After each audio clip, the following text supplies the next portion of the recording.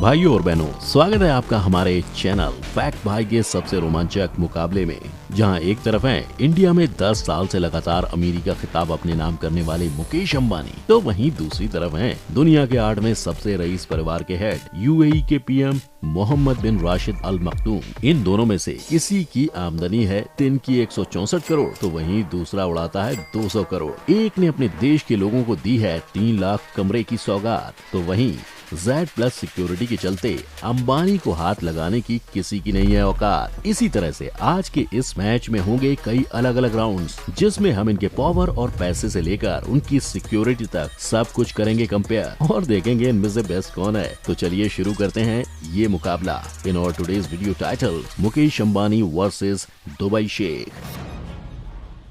Round number 1, आमदनी।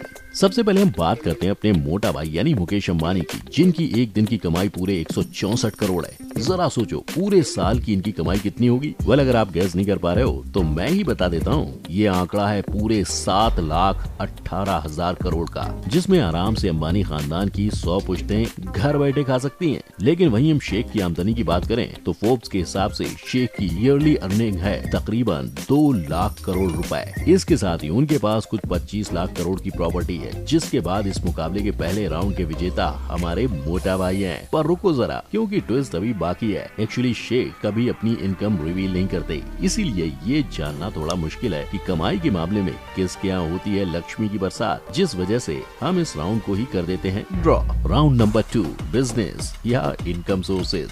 खिलाड़ी number 1 Sheikh की आमदनी में सबसे बड़ा हाथ है बुर्ज खलीफा का, जो 10,000 लोगों को सहारा देने के साथ साथ शेख की जेब भी भरता है। कैलकुलेट किए जाने पर ये आंकड़ा पहुंचता है लगभग 1,50,000 करोड़ रुपए तक। किंतु ये खेल अभी खत्म नहीं हुआ, क्योंकि शेख साहब की आमदनी में अभी 2 कंपनीज दुबई होल्डिंग्स और दुबई वर्ल्ड का जिक्र हुआ ही नहीं है, जहां से port operator, hospitality, tourism, real estate और टेलीकम्युनिकेशन जैसी सेवाएं दुनिया भर में पहुंचती हैं, जिससे शेख को तकरीबन 47 करोड़ 50 लाख का फायदा हर साल होता है। लेकिन भूलना मत, अपना खिलाड़ी नंबर 2 देश का सबसे अमीर व्यापारी यूं ही नहीं कहलाता। हमें फ्री इंटरनेट का लालच देके आज अंबानी सबसे ज्यादा पैसा जियो की वजह से ही कमा रहे हैं, क्योंकि सस्ते में मस्त ऑफर देके जियो हम जैसे यूजर्स की बदौलत हर साल 3,000 करोड़ जितनी बड़ी रकम अंबानी की जेब में डाल रहा है। किंतु रुको जरा, इनकी आमदनी का सिर्फ यही सोर्स नहीं है। अपने मोटा भाई के बाकी के पत्ते अभी खुलने बाकी हैं, क्योंकि अपने मोटा भाई की पूरी रिलायंस इंडस्ट्रीज और इंडियन पेट्रोलियम से लेकर इंडियन पेट्रोलियम से आने वाली कमाई ही कुल मिला के 64,000 करोड़ है, जो उन्हें दुनिया के अमीरों की लिस्ट में 12th पोजीशन पर लाकर खड़ा करती है। इतने कंफ्यूजिंग फिगर के साथ ये तय करना तो मुश्किल हो गया है कि कौन कितना कमाता है। लेकिन बिजनेस की बात करें तो यहाँ नॉकआउट हुए हैं मुकेश अंबानी, जिनका बिजनेस शेख जितना दुनिया भर में फैला हुआ नहीं है। इसीलिए आज के मैच का पहला पॉइंट जाता है शेख साहब के खाते में।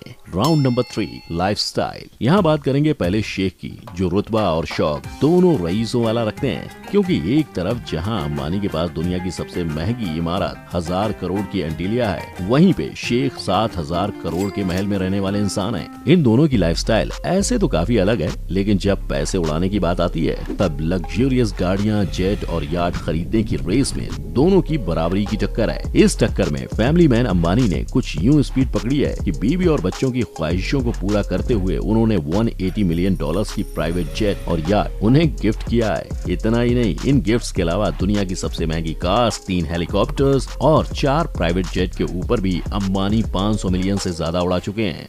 अमीर आदमी हूँ, मैं गंदी चीजें नहीं बनवाता। पर इतने खर्चे के बाद भी ऐशो आराम की रेस में शेख का हाथ कोई नहीं पकड़ सकता, जिन्होंने पहले तो 60 महंगी कार्स खरीदी और फिर अपना अमीरों वाला शौक पूरा करते हुए उन्होंने उसे 24 कैरेट गोल्ड और डायमंड में कुछ ऐसे मॉडिफाई करवाया कि सिर्फ इस मॉडिफिकेशन के पीछे उन्होंने 200 करोड़ पानी की तरह बहा दिए। और जब उनके यार्ड और जेट का हिसाब किया गया तब पता चला कि इन सब पर भी 1500 करोड़ का बिल फट चुका है। तो क्या लगता है इस पैसे उड़ाने की रेस में किसकी गाड़ी फर्स्ट पोजीशन पे आई होगी? चलिए मैं ही बता देता हूँ। शेख के 24 कैरेट गोल्ड और डायमंड की कार्स ने नाइट्रो यूज करके ऐसी स्पीड पकड़ी कि अंबानी भैया पीछे छूट गए, और इसीलिए दूसरा पॉइंट भी जाता है शेख के नाम। राउंड नंबर 4, काले चिट्ठे। शेख बने हैं इस राउंड के पहले पार्टिसिपेंट, जिनका साथ निभा रही हैं उनकी 6 बीवियां और 23 बच्चों की टोली।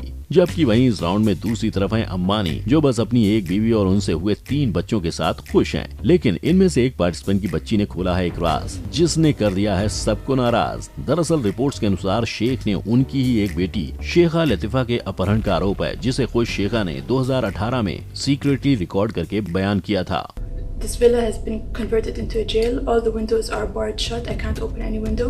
और बताया था कि किस तरह से उनके ऊपर अत्याचार होते थे। सिर्फ इतना ही नहीं, शेखा ने ये भी बताया कि शेख ने ऐसे और भी कई गुनाह किए, जिसमें बाकी लोगों के अलावा उन्होंने अपने बड़े भाई की पत्नी तक का कत्ल किया है। और शेख साहब के इन्हीं घिनौने राजों को दुनिया के सामने खोलने के बाद शेख लतीफा यूएई छोड़कर भागने की तैयारी में थी। तभी शेख ने खुद की बेटी को अगवा करके कैद कर लिया। अगर रिपोर्ट्स की माने तो पिछले 3 साल से प्रिंसेस शेखा लापता है। वो कहाँ है, कैसी हैं, इसकी खबर आज भी किसी को नहीं है। तो हमारे इस मुकाबले में एक तरफ तो है मोहम्मद बिन राशिद अल मखदूम, जिन्होंने अपने परिवार को बंदूक की नोक पर रखा है। वहीं दूसरी तरफ है मुकेश अंबानी, जिनके ऐसे कोई काले चिट्टे नहीं है, जिस वजह से 1 पॉइंट कमाते हुए वो जीत जाते हैं आज के मुकाबले का ये चौथा राउंड। और इसके साथ मैच का स्कोर होता है अंबानी 1 शेख 2। Round number 5 charity. इस मैच के अगले राउंड में हम देखेंगे कि खिलाड़ी अंबानी बिना पावर के सिर्फ पैसों के साथ देश के हित में क्या कंट्रीब्यूट करते हैं। इसके लिए हम मौजूदा समय की ही बात करेंगे, जिसमें कोविड-19 की वजह से लोग बीमारी और भूख से मर रहे हैं। और उन्हीं लोगों की मदद करने के लिए अपने पैसों का अच्छा इस्तेमाल करते हुए मुकेश अंबानी की रिलायंस फाउंडेशन ने 5.5 लाख लीटर से ज्यादा फ्यूल, 14,000 नोटिफाइड एम्बुलेंसेज और व्हीकल्स को डोनेट किया है। यही नहीं, जब कश्मीर पे पुलवामा अटैक हुआ था, तब शहीद आर्मी ऑफिसर्स के परिवार की बेरोजगारी, बच्चों की पढ़ाई और रोजी रोटी की सारी जिम्मेदारी अंबानी ने अपने कंधे पे शायद ये सोचकर उठाई थी कि फैक्ट भाई का तो पता नहीं, लेकिन शायद अच्छाई के मैच में उनकी जीत हो सकती है। खैर, आगे बढ़ते हैं उनके दूसरे नेक कामों की तरफ, जिसमें उन्होंने जख्मी जानवरों को फ्री मेडिकल ट्रीटमेंट, जियो के जरिए फ्री इंटरनेट और टेक्नोलॉजी को दुनिया भर में पहुंचाते हुए इंडिया के जीडीपी को 5.65 से ऊपर बढ़ाया है। और इसी वजह से अंबानी के नाम पर एक और बोनस पॉइंट आ गया है।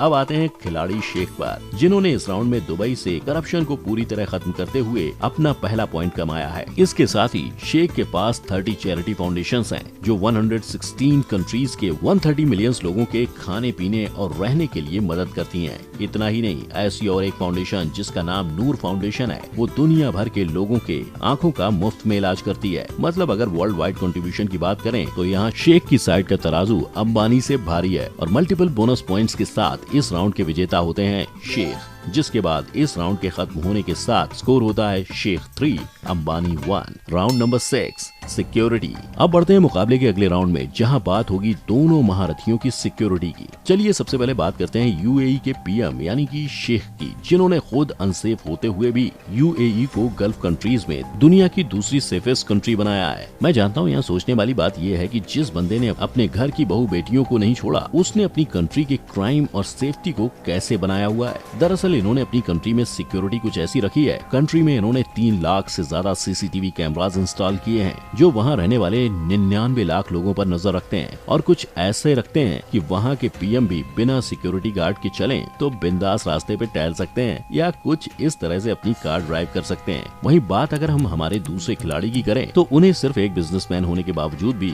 वीआईपी सिक्योरिटी यानी कि Z+ सिक्योरिटी दी गई है, जिसमें 10 से ज्यादा नेशनल सिक्योरिटी कमांडोज और पुलिस फोर्स उनके एंटीलिया के नीचे 24 घंटे खड़ी होती है। केवल इतना ही नहीं, मुंबई में रहने वाले मुकेश अंबानी की सिक्योरिटी में दिल्ली पुलिस तक आती है, जिन्हें अंबानी महीने का 15 से 16 लाख पे करते हैं। तो बताइए अब क्या लगता है आपको, किसकी सिक्योरिटी ज्यादा दमदार है? मैं ही बता देता हूँ, एक इंसान ऐसा है जिसने सीसीटीवी के दम पर अपनी सिक्योरिटी का इंतजाम कर लिया है, तो वहीं दूसरा कुछ ऐसा है कि उसके लिए देश की पुलिस दिन रात खड़ी रहती है, जिसकी वजह से इस राउंड का भी पॉइंट जाता है हमारे मोटा भाई उर्फ मुकेश अंबानी को। और इसके साथ मैच का फाइनल स्कोर है मुकेश अंबानी 2 और मोहम्मद बिन राशिद अल मखदूम 3।